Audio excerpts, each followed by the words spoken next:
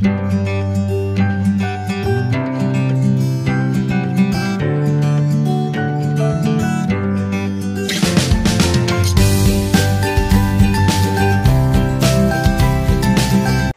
friends, ഇന്ന് ഞാൻ വന്നിരിക്കുന്ന ഒരു ഫിഷ് റെസിപ്പി ആയിട്ടാണ്. അപ്പോൾ ഇതിനു മുമ്പ് ഞാൻ ഫിഷിന്റെ കുറച്ച് റെസിപ്പീസ് ഇട്ടിട്ടുണ്ട്. അപ്പോൾ നിങ്ങൾ അതൊക്കെ ഒന്ന് കണ്ടു നോക്കൂട്ടോ. അപ്പോൾ ഇന്ന് നമ്മൾ ഉണ്ടാക്കാൻ പോകുന്നത് കാളാഞ്ചിന്റെ കറിയാണ്. കാളാഞ്ചി എന്ന് കേട്ടിട്ടില്ലേ മീൻ? അപ്പോൾ അതിന്റെ മുളകിട്ടതാണ്. മുളകിട്ടതിന്റെ വേറൊരു റെസിപ്പി ഞാൻ ഇട്ടിട്ടുണ്ട്. ഇത് ആ ടൈപ്പ് അല്ല, ഇത് വേറൊരു ടൈപ്പ് റെസിപ്പിയാണ്. അപ്പോൾ നമുക്ക് ഈ കാളാഞ്ചി ഒന്ന് കറി വെച്ചാലോ? അപ്പോൾ നമ്മുടെ കാളാഞ്ചി ഇവിടെ കഴുകി വൃത്തിയാക്കി വെച്ചിട്ടുണ്ട്. ഇതൊരു 1.25 കിലോ ഉണ്ട് കേട്ടോ. രണ്ട് വലുതായിരുന്നു, 2-2.5 കിലോ ഉള്ളതായിരുന്നു. അപ്പോൾ ഞാനത് 2 പാർട്ടാക്കി മാറ്റിയതാണ്. അപ്പോൾ ഇതൊരു 1.25 കിലോളം വരും. അപ്പോൾ ഇത് നമുക്ക് കറി വെക്കുന്നത് എങ്ങനെയാണെന്ന് നോക്കാം. അപ്പോൾ നമ്മുടെ മീൻകറി ഉണ്ടാക്കാനായിട്ട് ഒരു ചീനച്ചട്ടി സ്റ്റൗവിൽ വെച്ച് ഓൺ ചെയ്യാം കേട്ടോ. ചട്ടി നമ്മുടെ സാധാരണ ചട്ടി ആയാലും മതി. അപ്പോൾ അതിലേക്ക് വെളിച്ചെണ്ണ ഒഴിച്ചു കൊടുക്കാം. ഞാനിപ്പോൾ 2 ടേബിൾ സ്പൂൺ വെളിച്ചെണ്ണ ഒഴിച്ചിട്ടുണ്ട്. അപ്പോൾ എണ്ണ നന്നായിട്ട് ചൂടായിട്ടുണ്ട്. അതിൻ്റെ കൂടെ ഒരു 1/2 ടീസ്പൂൺ ഉലുവ, 1/2 ടീസ്പൂൺ ഉലുവ അങ്ങോട്ട് ചേർത്ത് കൊടുക്കുകയാണ്. ഉലുവയൊക്കെ നന്നായിട്ട് പൊട്ടിയിട്ടുണ്ട്, നല്ല സ്മെല്ല് വരുന്നുണ്ട്. അപ്പോൾ കരിയാതെ ശ്രദ്ധിക്കണം കേട്ടോ. അപ്പോൾ ഇനി നമ്മൾ ചെയ്യാൻ പോകുന്നത് 1 ടേബിൾ സ്പൂൺ ഇഞ്ചിയും വെളുത്തുള്ളിയും കൂടി ഇടുകയാണ്. 2 ടേബിൾ സ്പൂൺ ഇടാം. അപ്പോൾ ഇഞ്ചിയും വെളുത്തുള്ളിയും നന്നായിട്ടൊന്ന് വാടിയിട്ടുണ്ട്. ഇനി നമുക്ക് പൊടികൾ അങ്ങോട്ട് ചേർത്ത് കൊടുക്കാം. ഇതിപ്പോൾ ഒരു 3 ടേബിൾ സ്പൂൺ കാശ്മീരി ചില്ലിയും 2 ടേബിൾ സ്പൂൺ മല്ലിപ്പൊടിയും ഒരു നുള്ളു മഞ്ഞൾപ്പൊടിയും.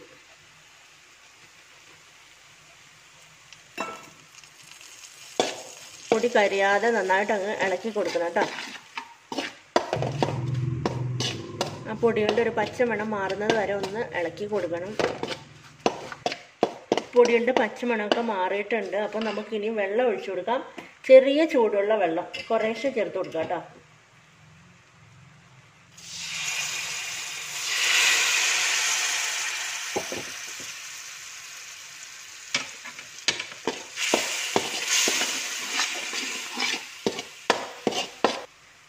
കുറേശ്ശായിട്ട് ചേർത്ത് കൊടുക്കുക.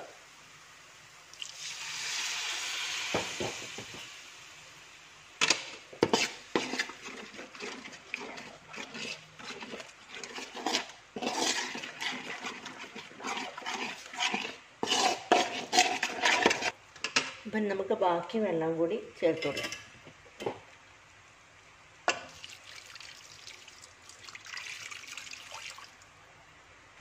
ഇനി നമുക്കിതിലേക്ക് കുടംപുളി ചേർത്ത് കൊടുക്കാം. നമ്മുടെ വടക്കംപുളി ഇല്ലേ, അതൊരു 7 ചെറിയ പീസ് എടുത്തിട്ടുണ്ട്. ഇതെൻ്റെ വീട്ടിൽ നിന്ന് കൊണ്ടുവന്ന കേട്ടോ, നല്ല പുളിയുള്ളതാണ്. അപ്പോൾ അത് നിങ്ങൾ പുളി നോക്കിയിട്ട്, നല്ല പുളിയുള്ളതാണെങ്കിൽ കുറച്ച് ചേർത്താൽ മതി. അതാ പുളി കുറവാണെങ്കിൽ കുറച്ചധികം ചേർത്തോളൂ. അപ്പോൾ ആദ്യം എന്തായാലും കുറച്ച് ചേർത്താൽ മതി, കാരണം ഇതൊന്ന് തിളച്ച് കഴിയുമ്പോൾ നമുക്ക് ടേസ്റ്റ് നോക്കാമല്ലോ. അപ്പോൾ കുറവാണെങ്കിൽ പിന്നെ ചേർത്താൽ മതി. അപ്പോൾ ഇനി ഇത് ഇവിടെ നിന്നൊന്ന് തിളയ്ക്കട്ടെ. തിളച്ച് കഴിഞ്ഞിട്ട് നമുക്ക് മീൻ ചേർത്ത് കൊടുക്കാം. ഇതാ നമ്മുടെ കറി നന്നായിട്ട് തിളച്ചിട്ടുണ്ട് കേട്ടോ, നല്ല കളറൊക്കെ വന്നുണ്ടാവും. അപ്പോൾ ഇനി നമുക്ക് ഈ ടൈമിൽ ഉപ്പ് അങ്ങോട്ട് ചേർത്ത് കൊടുക്കാം. നിങ്ങളുടെ ടേസ്റ്റിനനുസരിച്ച് ചേർക്കാം കേട്ടോ. മീനും കൂടി ആവശ്യമുള്ള ഉപ്പ് അങ്ങോട്ട് ചേർത്ത് കൊടുക്കാം.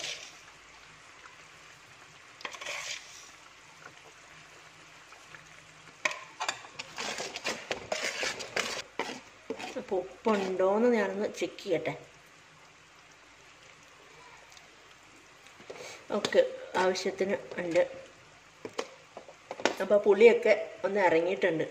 അപ്പോൾ പുളി ഇറങ്ങിയിട്ട് മീൻ ചേർക്കുകയാണെങ്കിൽ മീൻ കുറച്ചും കൂടെ നല്ല സോഫ്റ്റ് ആയിട്ടിരിക്കും കേട്ടോ. അപ്പോൾ ഇനി നമുക്ക് നമ്മുടെ ഫിഷ് അങ്ങോട്ട് ചേർത്ത് കൊടുക്കാം.